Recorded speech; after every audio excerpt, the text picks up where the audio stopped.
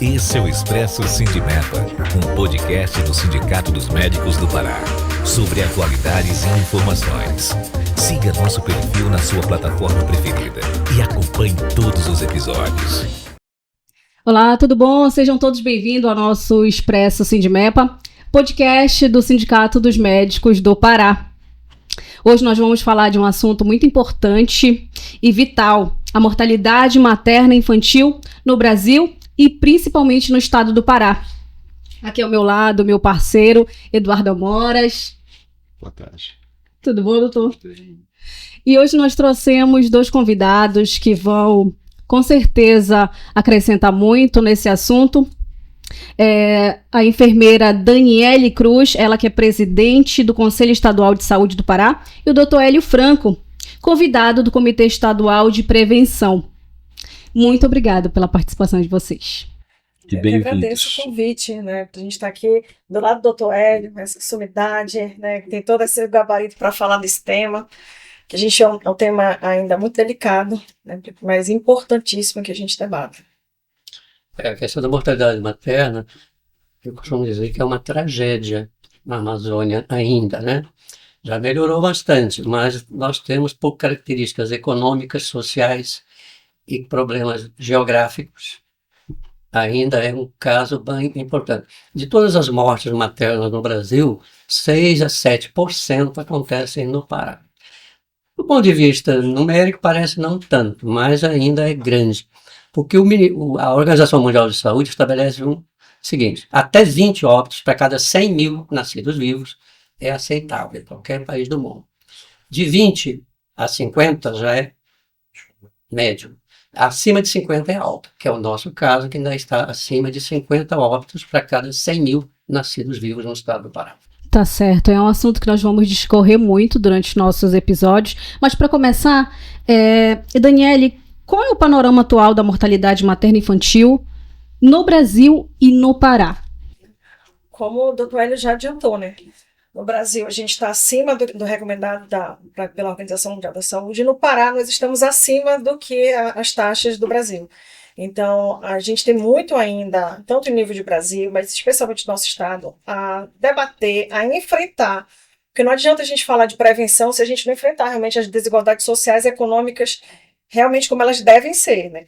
Enfrentar realmente, como o nome já diz, de frente isso, porque se a gente esconde as desigualdades que elas são estruturais, e dizer que elas não existem e a gente só pensar em prevenção, a gente vai ficar enxugando gelo, e o panorama do nosso estado é bastante delicado, preocupante. Nós já tivemos uma melhora significativa em determinado período, mas a gente ainda está numa crescente muito grande, especialmente em algumas áreas, né? Baixo Amazonas ainda é muito preocupante, o Marajó é muito preocupante ainda também, e é uma série de fatores, porque a gente não pode olhar esse indicador de morte materna e infantil apenas do acesso ao serviço de saúde ou apenas o serviço de saúde em si. É toda uma conjuntura, né? E aí todos os determinantes sociais, eles fazem parte realmente também desse, realmente para a gente analisar esse índice, os indicadores altíssimos que a gente ainda tem. Sim. Bom, dentro dessa sua fala, Dani e Hélio, eu vejo que estamos num momento singular para o nosso estado, vivendo as vésperas de um momento em que teremos uma COP30 sendo realizada, né, trazendo lideranças de tantos outros países para um estado que tem dimensão quase continental, comparativamente com alguns lugares da Europa, mas que ainda tem suas limitações geográficas, suas limitações de comunicação. E para isso você falou numa palavra que eu gosto porque eu acompanho muito no meu dia a dia: indicadores.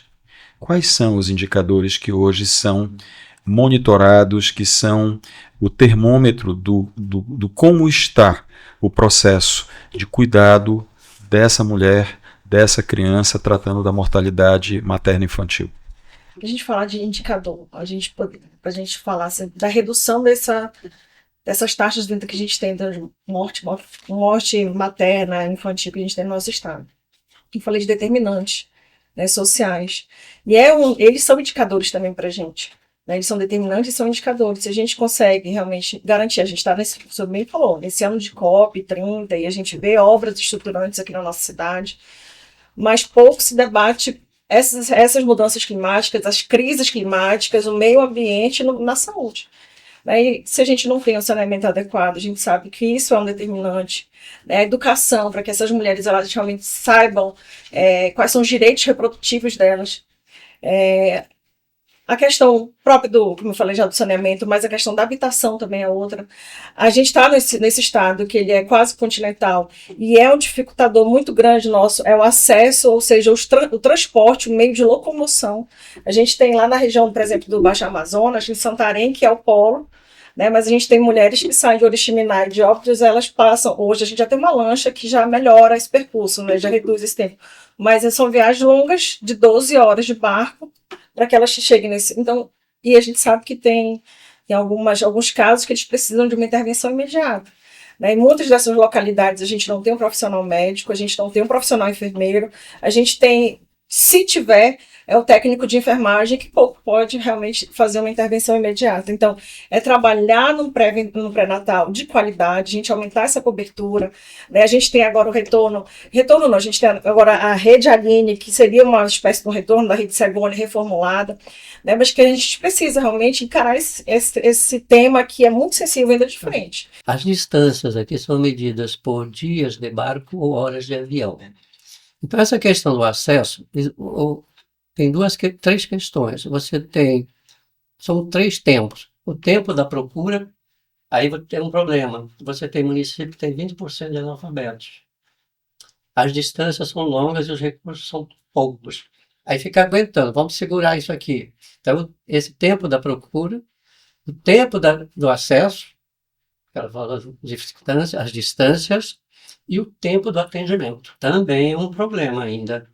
Então, esses 3 tempos. E aqui nós temos populações ribeirinhas, que é um problema. Como é que se faz um pré-natal de uma ribeirinha? Tem município, por exemplo, Breves.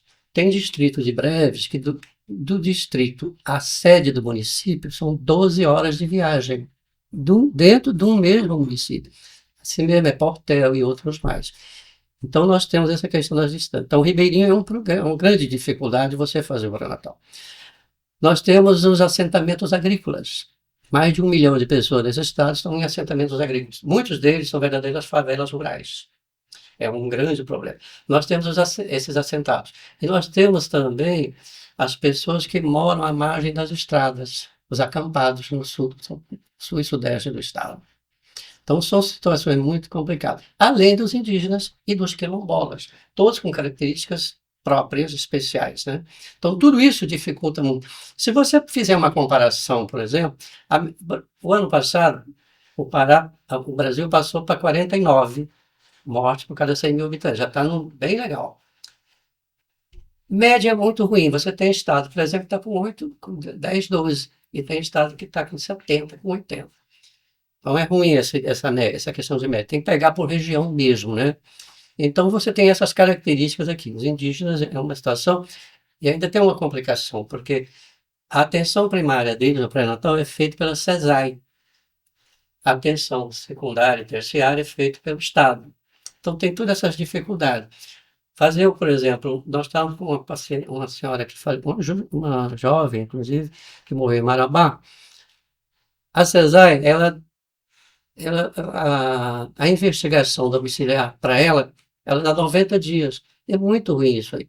Quando você dá um tempo muito longo para fazer a investigação, a pessoa já mudou, já não está mais naquele local. E a investigação domiciliar é importante, além da hospitalar, onde morreu, se morreu, 98% dos partos hoje estão dentro do hospital. E tem a investigação na atenção primária. E lá a gente vai ver a qualidade deste pré-natal, que esse é um grande problema. As 3 causas básicas de morte materna são as doenças hipertensivas, síndromes hipertensivas, pré-eclâmpsia, eclâmpsia, as doenças hipertensivas específicas da gravidez. Infecção e as hemorragias. São as 3 causas maiores do problema. Então, são questões. E aí ela comentou aí a questão da condição econômica, né? Se você pegar todas as mortes, eu te diria que mais de 95% são pessoas pobres pretas e pardas. A gente pega aquela ficha lá e vai ver a escolaridade, ver todos os dados. E tem uma outra questão também, que é um desdobramento da morte, do ponto de vista social, que são os órfãos.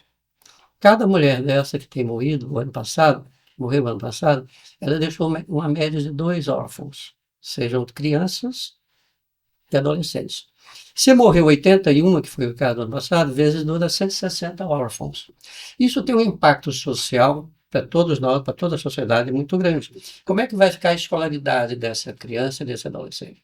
Muitos deles, às vezes, saem da escola para ajudar a trazer comida para casa, né? E muitas das vezes caem na questão do tráfico, essa coisa toda, que dá dinheiro, só que entra e nunca vai sair daquilo ali. Então, são situações outras. Por isso é que a gente diz o seguinte: não basta o SUS para resolver essa questão da mortalidade materna. É preciso envolver outras políticas, desde a educação. E nós temos um programa excepcional, Dr. Amoras. É o Programa Saúde na Escola. MEC, Ministério da Educação, Ministério da Saúde. Depois o Estado e os municípios. Você pode criar, né, lá o chamado protagonismo juvenil. Se você convencer, são 13 eixos esse programa. Um deles é evitar a gestação precoce. Um adolescente convencido de que a gestação precoce é uma furada, ele convence melhor seus pares do que eu. Mesmo? Então é preciso trabalhar nisso. É uma das formas de diminuir a gestação na adolescência, que corresponde hoje no estado a 18% de todos os partos.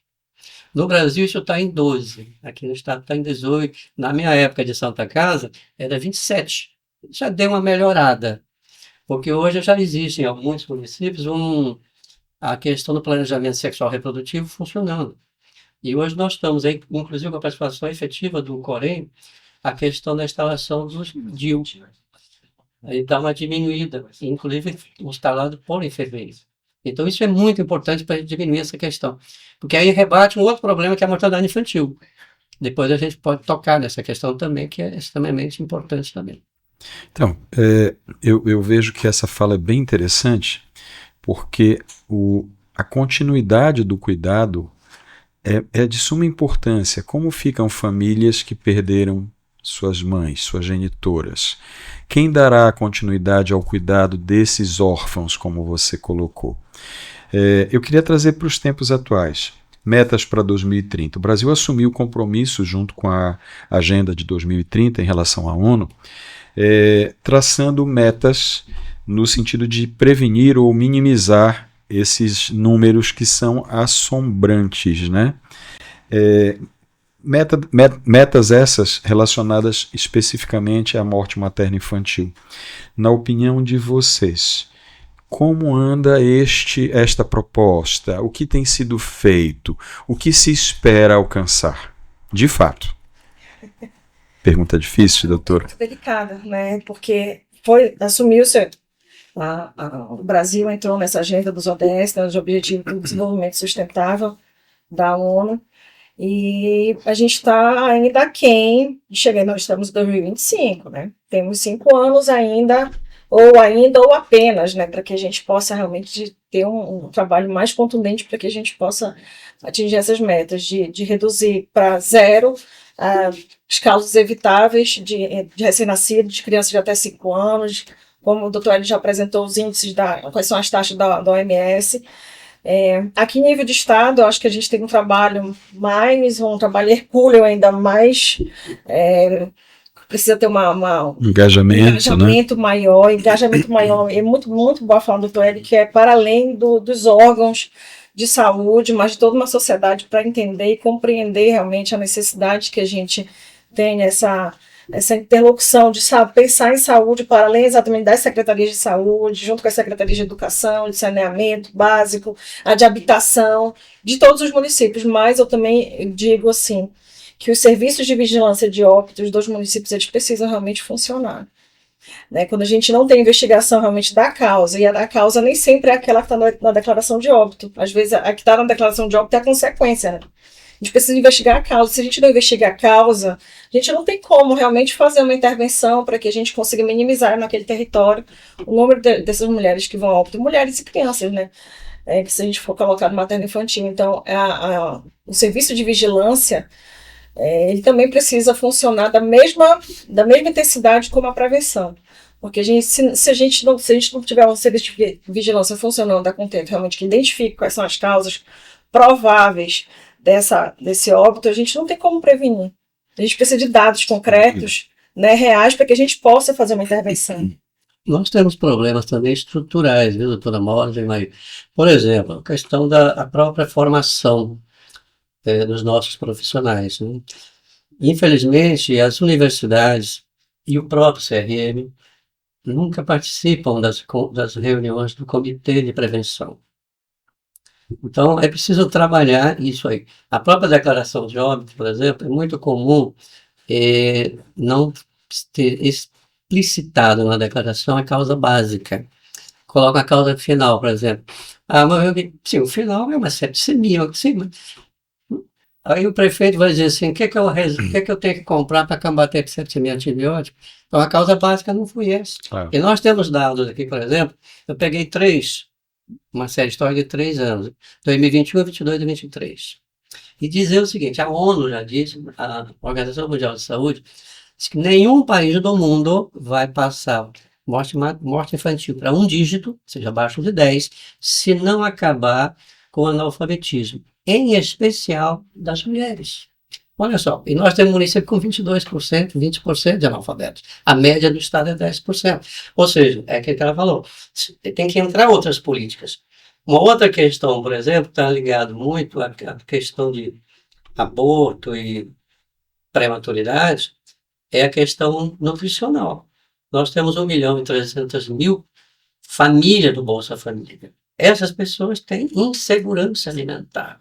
E aí não basta o médico, a enfermagem, a nutricionista dizer, olha, tem que comer isso, tem que comer fígado, tem que comer isso. Ela tem. Então é preciso envolver a assistência social. Se não envolver a assistência... E outra, como é que ela mora? Belém e Manaus são as cidades mais favelizadas do Brasil, onde as residências são muito ruins. Aí para a criança, por exemplo, se alguém... Um quarto e sala, cozinha e sala e banheiro, e tiver fumante, por exemplo, olha a bronca para a criança, né? Isso é um exemplo. E saneamento básico, praticamente inexiste na grande maioria do estado. Poucos locais têm saneamento básico. Então, a água, a qualidade da água, são coisas todas que precisam estar juntas. Eu preconizo que pré-natal tem que ter SUS e SUAS. O SUS e a assistência.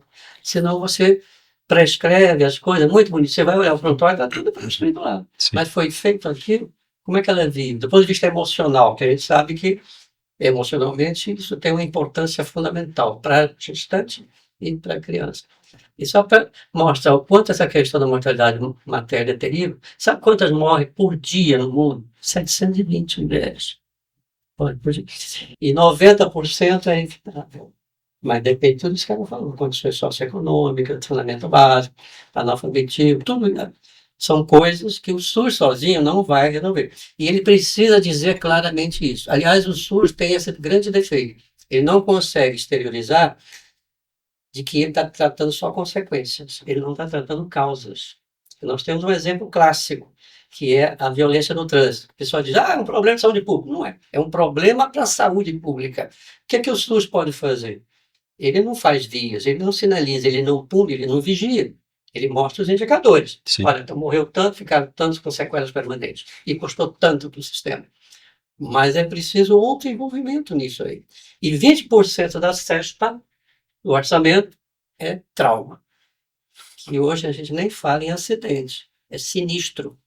Acidente é quando você cumpre todas as normas, regras, e acontece. Mas você passa na rua, cai uma mangueira, ou quebra a barra da direção, se atropela alguém, é um acidente. Agora, quando você concorre para aquilo, e aí nós tivemos um problema grave aqui nesse estado, no Brasil como um todo, em 2020, 21 e 22, foi quando mais morreram mulheres, 5.000 mulheres morreram nesses 3 anos, por conta do Covid, negacionismo vacinal, que começou pelo presidente da República e se disseminou. Nós temos etnias indígenas que não aceitam vacina, porque alguns pastores foram lá e disseram que tinha um chip chinês ia produzir HIV, não tem quem tire da cabeça dele. É dissonância cognitiva, não tem quem tire. Então, isso é um problema gravíssimo. E por falar em morte materna, eu considero também que o câncer de colo de útero é uma morte materna. Sim. São 300 mulheres que morrem por ano nesse estado de câncer de colo de útero, que deixam órfãos também, e mulheres jovens também. E tem vacina, e nem 60% dos vacináveis estão vacinados, porque tem gente que é contra, tem uns que acham que você vai estimular a sexualidade. Poxa. Eu vou pedir licença para a Mayra, só para fazer uns comentários dentro da sua fala, Hélio. Números. Eu acho que contra fatos não existem argumentos. Mês de junho, nosso hospital Santa Casa, número de partos, 1.120. Passamos os dois pela alta gerência de lá. Eram 900, acho que na sua época até um pouco menos por mês. Na minha 900, hoje 1.100. Então, você vê o controle de natalidade que não existe. Esse é um ponto. O outro são as culturas. E aí você tocou 2 pontos que chamam minha atenção.